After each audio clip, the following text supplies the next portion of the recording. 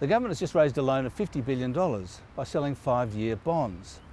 That's added to the existing debt of $700 billion, which was $150 billion more than it was in March. What to do with the money? They've put it in the bank. Which bank? The Reserve Bank, of course. Now, the government's account at the Reserve Bank had $70 billion in it, so now it's about $120 billion, which is the most money the government has ever had in the bank. So let's put to bed the idea that the government is running out of money. If the Treasurer cries poor when he unveils the next phase of the JobKeeper package this week, don't believe it. But isn't that debt of $750 billion and counting too much? Doesn't the government have to rein in all the borrowing? Well, no, actually, although admittedly this is controversial. For a start, it's a lot less than other governments around the world, both last year and this year. But in any case, it isn't true that government debt has to be repaid. Governments are not like households and businesses because they control the creation of their own money.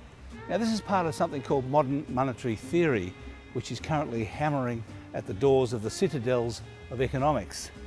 Well, actually, it's the Reserve Bank that controls the creation of money, and it's independent. They've already been doing it, in fact, to push interest rates down, but not to fund government spending.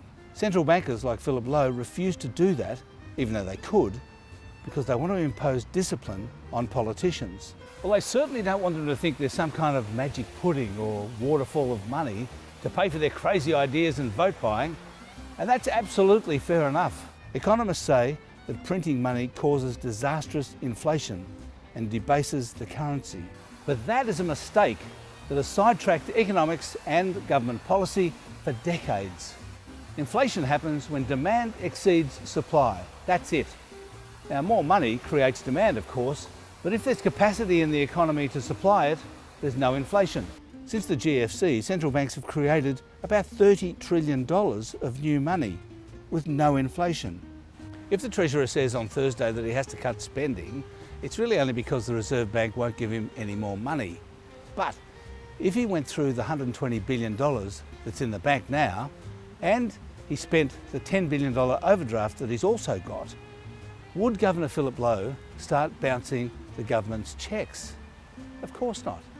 And anyway, the government could just go and sell some more bonds at 0.5% interest. No problem.